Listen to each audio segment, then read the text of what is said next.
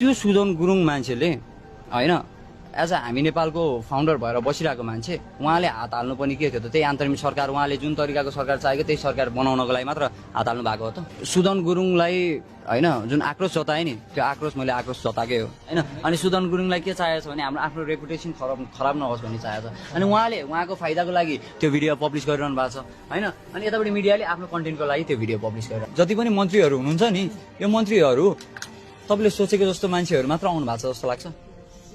सोचेको जस्तो मान्छे तपाईँले सोचेको यो सरकार तपाईँले बनाएको जस्तो लाग्छ। तपाईँहरूले जे देखाइरहनु भएको छ हामीले त्यही देखिरहेछौँ।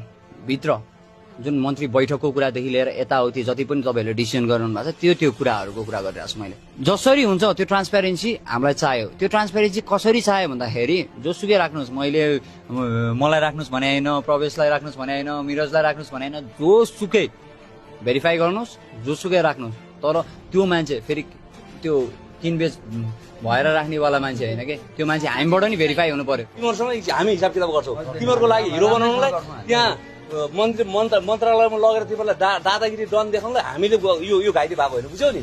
एकदम तिमीहरू सतर्क भएर बस्छ नि। एक हिसाब किताब यहाँ बसेर गरिरहेको चाहे जोसुकैको जेसुकै पोलिटिक्स होस् होइन। हामीले सोचेको कुरा त पुरा भएको छ नि त। हाम्रो एउटा कुरा के थियो भन्दाखेरि सरकार ढाल्नु थियो। यो सरकार हामीलाई चाहेको थिएन, यो सरकार फालिसक्यो। अब यो पछि उनीहरूले पासा पल्टिनु भन्दा हामीले पासा पल्टिनु पर्छ। त्यो भए हुनाले हामी के कुरामा सचेत हुनुपर्छ, कसरी सचेत हुनुपर्छ यो जनता भन्ने कुराहरू मैले मात्र बुझाएर पता पनि 3 करोड कति छ अहिले यहाँ होइन।